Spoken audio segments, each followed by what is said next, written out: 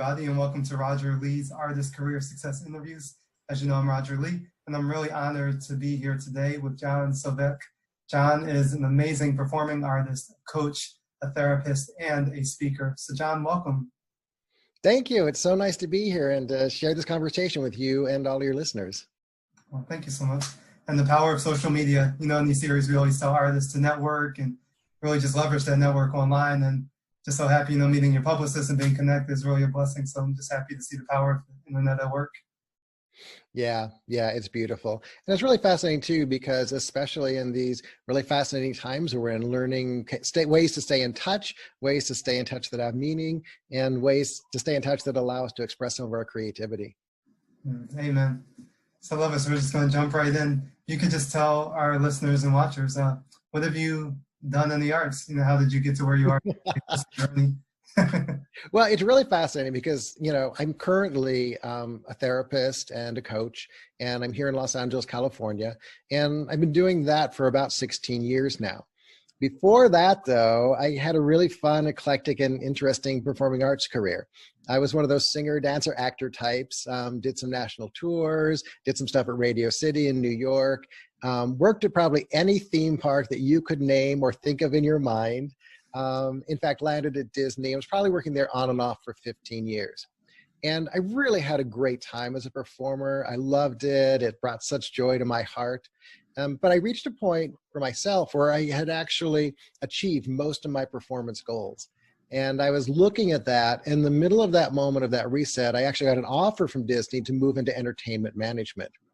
And I thought that was a really exciting opportunity to maybe do a transition and move on to something new and exciting. So I worked in entertainment management for Disney for about 4 years, which still kept me connected to the creative arts, but also allowed me to use my brain a little bit more. And from there, I got inspired to go back to graduate school and then pursue my licensure and now work as a psychologist. Wow. You have such a unique journey. And it's amazing, again, going from the stage to the office and now a different type of office, right? Well, and the thing that I think is really powerful too, is it also still has encouraged me to use my creativity. As a therapist, I have to really be able to listen and be attentive to what's going on with my clients, and then to respond, not just with rote answers, but to really encompass their world and like spark creative ideas that will be unique and applicable to their life. I love it. You know, something else is really powerful, what you said earlier. You achieved all of your career goals, right? The performing arts career goals. And that just proves what I always say time and time again on these videos. It's for our artists to actually set goals. You don't know where you're going. How the heck are you going to get there, right? We just don't go to events without the destination in mind. So it's the same thing with the career, right? You have to actually have goals to figure out the route you should even take. Well, and the thing for me about goal setting, the thing's really important is it's kind of like, if I don't have goals, I have no idea where I'm heading. But if I have goals, it's like say I'm in Los Angeles and I want to drive to New York. But the thing that I think is so important about goals is they have to have flexibility so that our route as we're driving can follow all the turns and twists that it needs to take to help us get eventually to New York. If we just say, I'm only going to barrel through and get to New York, sometimes we miss huge parts of our own personal development along the way. Wow. That's amazing. I hope you guys are taking notes because I am. That took a huge mental note there. Wow. Yeah, so sometimes we get so wrapped up in the journey and the metrics and the method, but none of that's bigger than the goal, right? So we should be flexible enough to kind of maneuver life. Mm-hmm. Well, if I think about it for myself personally, like you and I connected through my friend Kim, and Kim and I danced together in Atlantic City. I have no idea how I ended up in Atlantic City. It wasn't on my goal list, but when it came up, I got an opportunity to dance with an amazing choreographer, Demita Jo Freeman, and she was choreographing the show we did, and that was one of the reasons why I took the show. And from that, I got to meet Kim. And then eventually, years later, Kim connects you and I to have this opportunity to speak. And I think that's where that, not saying everything has to be so focused that we miss opportunities along the way, but to say, I'm going here, this is what I want to do, and then allow the journey to unfold as it naturally will. Well, it's something you said earlier too, right? On that journey, it's where we develop as people. And I think we forget that because a lot of times as performing artists, we are so used to playing a role, we sometimes forget who we really are. So it's important to develop your true self as you maneuver this profession. Well, I think that is one of the really challenging things as an artist is we often depend on our definition on someone casting us. Mm, And, one of the things that one of my mentors helped me understand early on is my creativity isn't just by the jobs I do.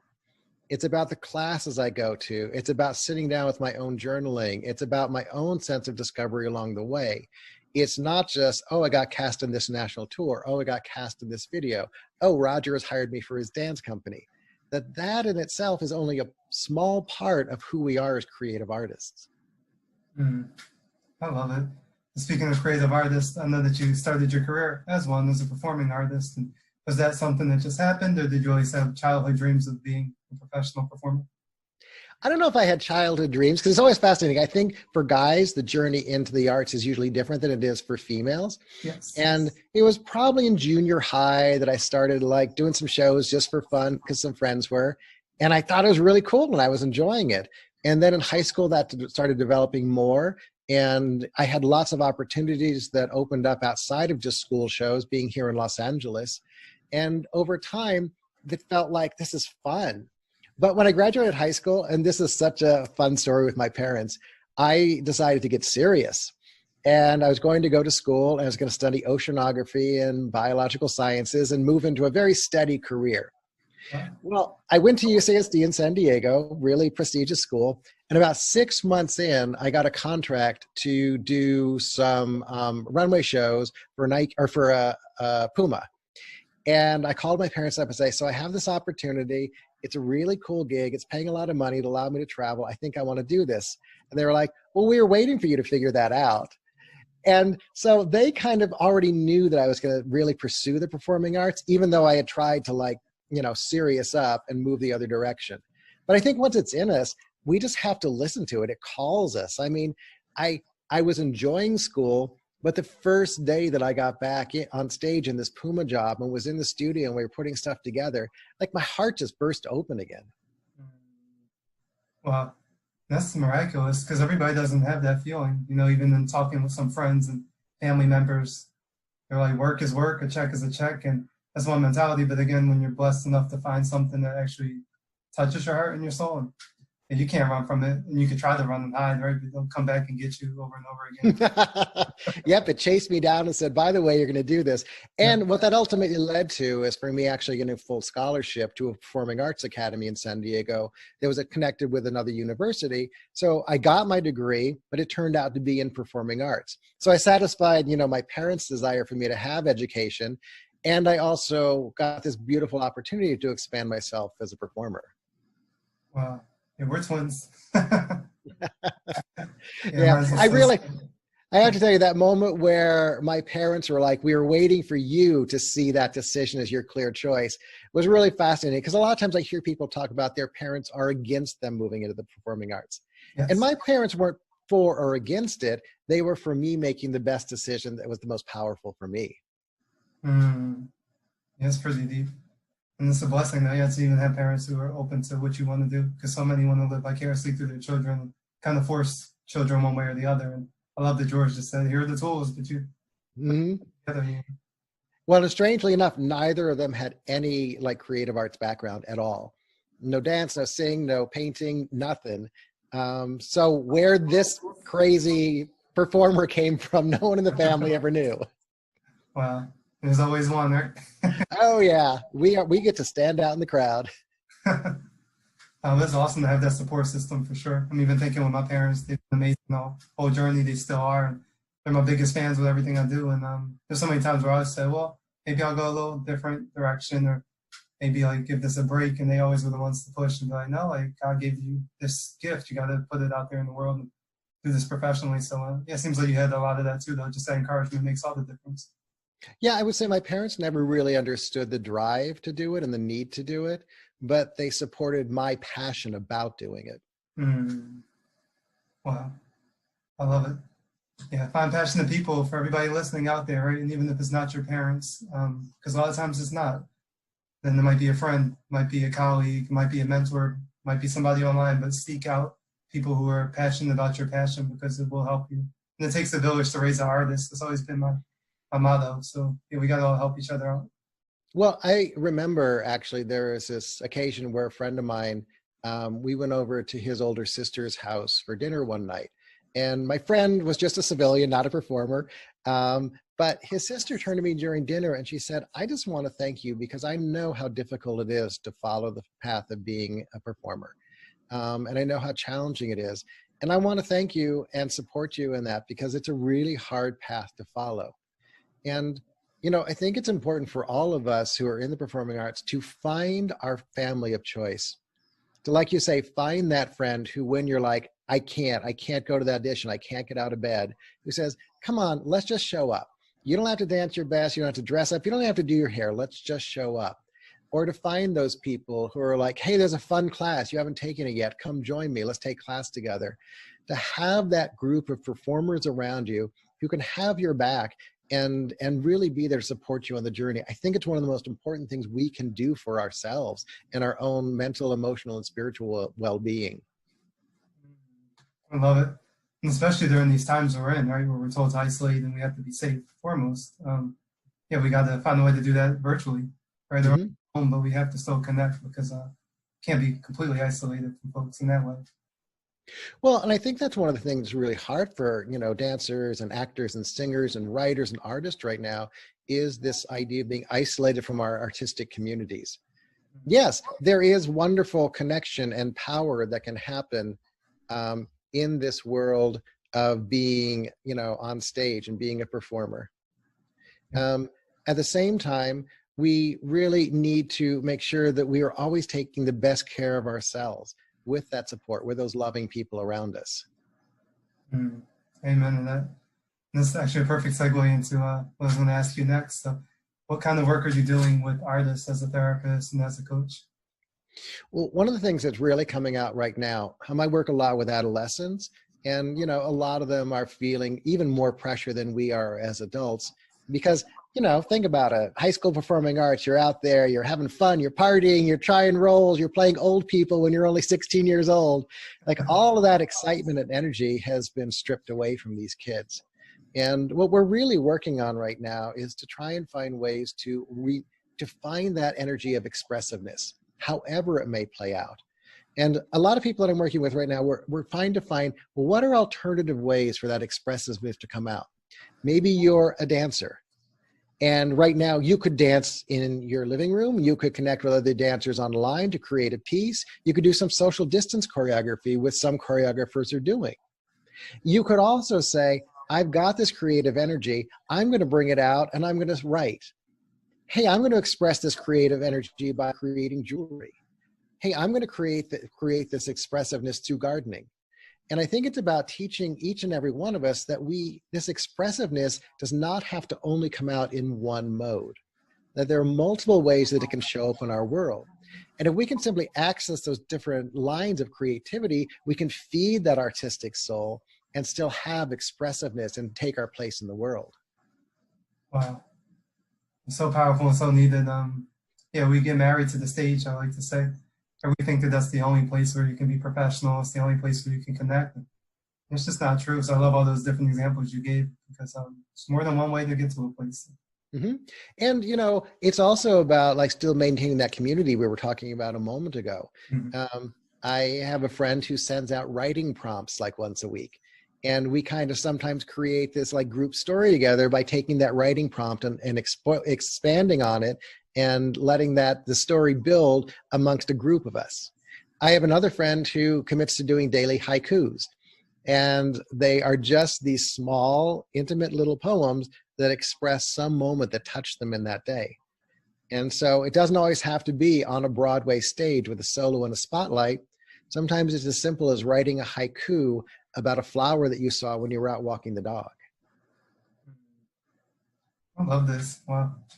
It's so needed, so real, so true, so honest. What has been the biggest challenge that you faced now working with artists during COVID? Because, you know, this pandemic is hard on everybody, but in particular the creative community. So what's the biggest challenge that you've seen or currently face? I think the biggest challenge that I see is the fact that as artists, we're often highly sensitive people. It allows us to do what we do. And at the same time, that also sets our bodies up for a much stronger reaction to hyperstimulated situations. And this idea of being in COVID and isolating is traumatizing our bodies. It's causing these huge releases of anxiety and stress that show up by the body releasing cortisol, norepinephrine, adrenaline. And it just keeps building. There's not a ton of relief that we've had during this time or that we see in the future.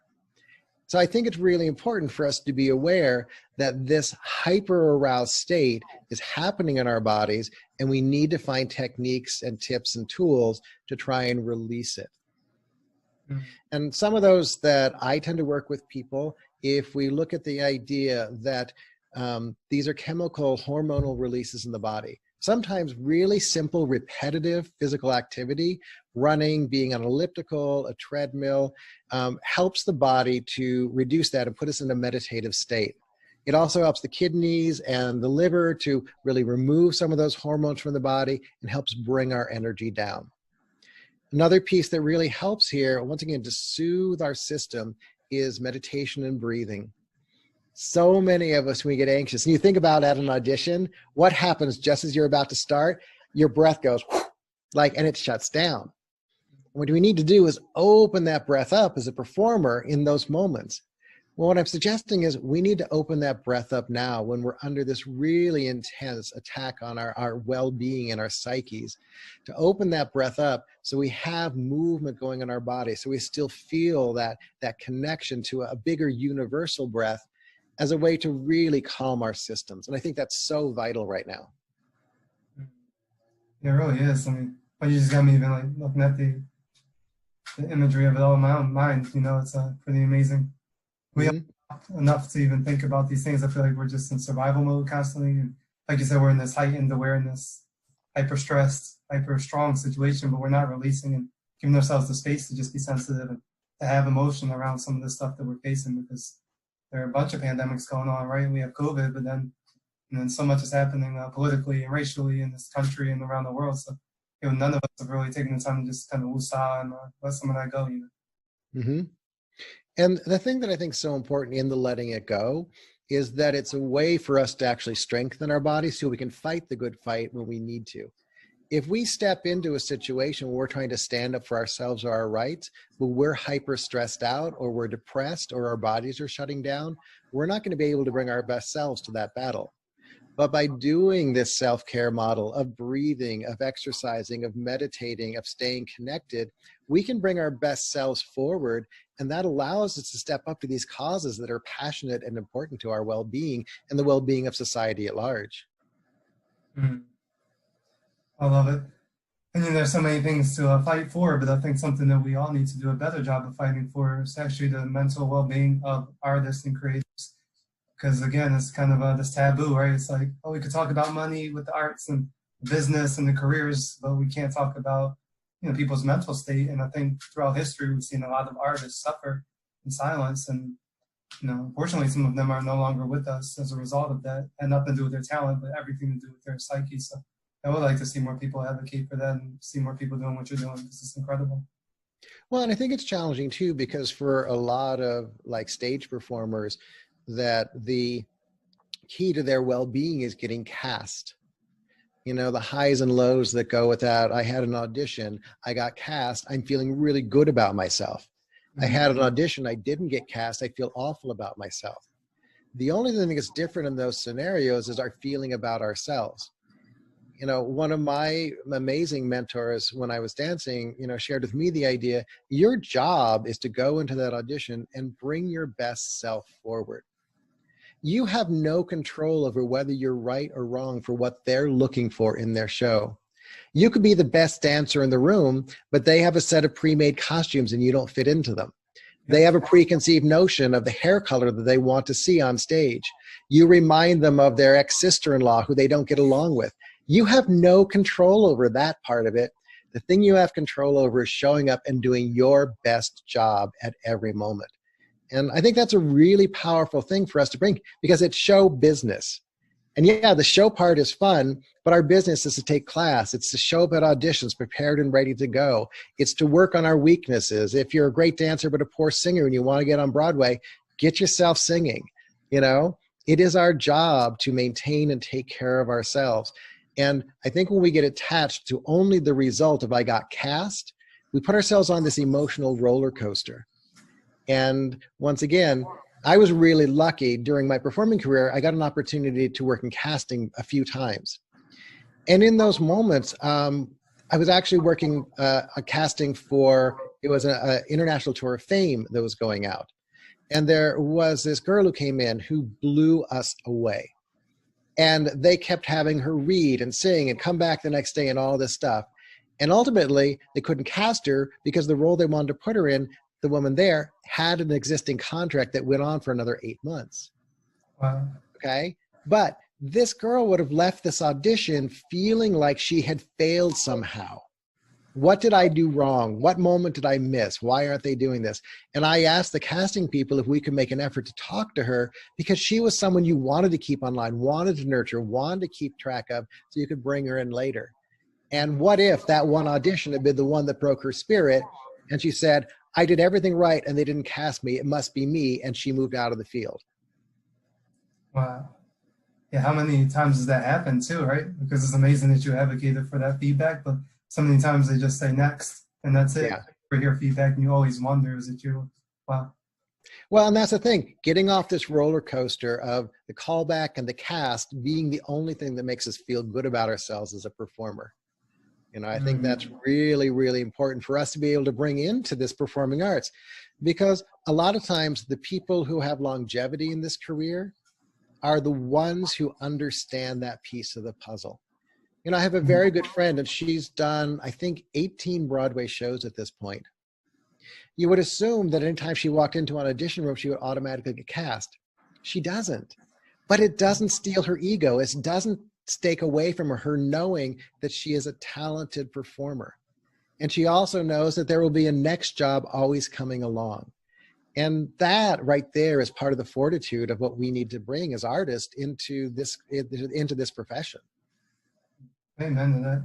Also challenge artists, like entrepreneurially, to create their own work, because so many times we're chasing after work. And if this pandemic hasn't shown us anything else, it's proven that sometimes the work just isn't there. So you have to create if you want to work, right? So we just can't always rely on, like you said, casting and other things. Create your own thing. If you have the vision, you have the talent and the passion, nothing's stopping you. Mm-hmm. Well, and the biggest thing that often stops us is really our own mind. You know, I'm sure in the work that you do, you watch really talented people get shut down by fear, by negative self-talk. And those things can influence us, especially when we're alone at night, wondering where the next paycheck is coming from. And it's so important to really be able to face that fear head on, see it, and be able to challenge the story it's telling you. And there's a process we do in therapy called reframing. And fear will often tell you a negative story about yourself, okay? I'm not a good enough tap dancer to audition for that show. A reframe would be like, I'm still learning how to tap dance. I want to take classes to prepare for that audition to see if I can do that show. So this reframe away from fear into what we could potentially do going forward is a really powerful tool, because that fear will always get in your brain and sneak in there. And even with stuff you know, I'm sure you've had this experience. You go into an audition and you know this choreography cold. You know it. It's in your body. It's in your breath. And then you get up there and in the middle of it, you go into that blank room and you lose it. And it just happens. And we got to be okay with that. Mm-hmm. Yeah, it's happened to me a lot. That's when I became better at improv, because I'm like, I'm going to do something while I'm in this room. But I totally agree with you. Yeah, we just psych ourselves out, or, you know, whether it's a job interview or a speech that you're about to give. I remember doing my TED Talk and being so nervous before, to the point where I said, I'm not doing any slides. And I had to like literally get rid of my slides 5 minutes before and just speak from the heart. And thank God they came out well. But if I had used slides, I probably would have just drawn a blank and not been able to read them, because I was just so nervous about the opportunity, right? And not realizing like everything I need is already in here. So. Well, you know, and I had an experience similar to that, where I'd been asked to speak at a national conference and I was feeling less than. This is like one of those transition moments for me of stepping up onto a bigger stage. And I was really going through this internal battle of less than. Why do they want you? It must have been a fluke that they brought you in. Someone must have canceled. Look, now you're in. I was going through all of that fear-based conversation. But what I had to do with myself is really talk myself into the idea, this is an opportunity. You've been offered this. To not take it is foolish on my part. So let's forget all this fear. Let's step up. Let's bring, like you say, our heart and soul into this work and see where it takes me. And it was a fantastic experience. It blossomed, it opened. And it also helps me understand that I do have a place. And that to me is another one of those internal shifts that we can make at any point in our life, deciding that we have a place at the table. Because if we decide we have a place at the table, it's really fascinating the number of tables that we'll suddenly be invited to sit at. But oftentimes we sit there saying, no, I don't deserve to be at that table. I don't deserve to work with that choreographer.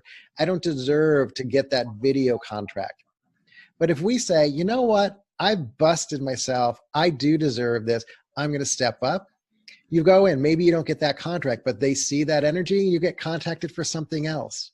Yeah. You know, I was always blessed in my career that I had a lot of choreographers that really liked working with me. And so they would constantly bring me in on projects.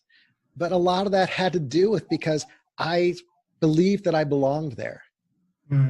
I believed that I was bringing something to them. Well, and you embraced your uniqueness too. That's such a big part. I think we all want to fit in so badly that we're saying, all right, if this person is, you know, the media darling or the one that's getting casted, let's emulate them, everything from hair to voice to body. And that's not it. You know, you have to be your own unique person so that you can stand out from the crowd. You balance your personal life with your professional. I think the word balance is actually a really important piece of the puzzle. I know along my lifetime, I've had some long-term relationships. My husband and I have been together 19 years at this point. And for me, it's about finding someone who can be comfortable and supportive and understand who I am as a sensitive person, as a creative, and to be able to kind of be a little bit of a foundation, a bedrock for me. Whereas I might want to go out and do everything, explore the world and do it all like in 12 hours, he'll be like, why don't we stay home tonight and just relax a little bit, make a nice dinner and do that. So it's finding someone who balances you so that I bring him up and lift him up so he doesn't just sit on the sofa and sink in there and I don't have to fly around all the time. I think there's also a really important thing. You know, we have to find someone who has an appreciation and understanding of the arts to hopefully be able to be with us as artists. I think that's a really important piece of the puzzle. They don't have to be a creative type themselves, but to build relationships of people who can see our spirit and celebrate it and not be jealous of the time that we have to spend committed to our art. Wow. Yes, that's powerful. Yeah, it's about that balance, right? That ebb and flow. But like you said, that support is really, really important. Yeah, I love it. So to ask you, so I know you're currently working with artists now, one-on-one, but again, are there other ways that they can work with you besides that, online or? So I do a lot of workshops online. I've actually got some webinars coming up about like maintaining our sanity during the holidays, because you and I are recording this just before the holidays. I also, you can find me, I do a lot of speaking and educating at higher institutions. So I might be coming to a school near you. You never know. Nice. You can find me at johnsovec.com. That's my website. You can follow me on Twitter at johnsovec. See the theme here. And feel free to sign up for my newsletter, because that's another way that you can stay in touch with me and learn about what I'm doing coming. Just in closing, John, if you have any words of encouragement for artists, especially emerging artists who are trying to figure this career thing out in 2020. I guess the thing that I would encourage you is the most important thing to find as your artist is your unique artistic voice. There are lots of people who are going to teach you along the way, and you're going to pick up pieces of who they are. But I think it's so important to take those pieces and shake them up and shape them into who you want to be seen of as a performer. And to know that self that you build is going to be constantly growing and changes. You get more and more experience and work with different people. Don't be afraid of the people who are going to give you feedback and input, and also take it lightly and filter it through your true self and make sure that you're always, always staying constant to that light inside of you. Wow. It's so cool. So powerful, so needed. Well, John, I want to thank you so much again. This has been amazing. Everybody give it up for John, wherever you are, because this, yeah, we just need this, you know, so powerful. And it's a blessing to have you here. So again, thank you so much. Thank you. And everybody keep breathing and taking great care of yourself. We need to be there for each other right now. Absolutely. So thank you to everybody who's watching and listening out there. Again, this has been Roger Lee's Artist Career Success Interviews, and we'll see you back here next time. Take care.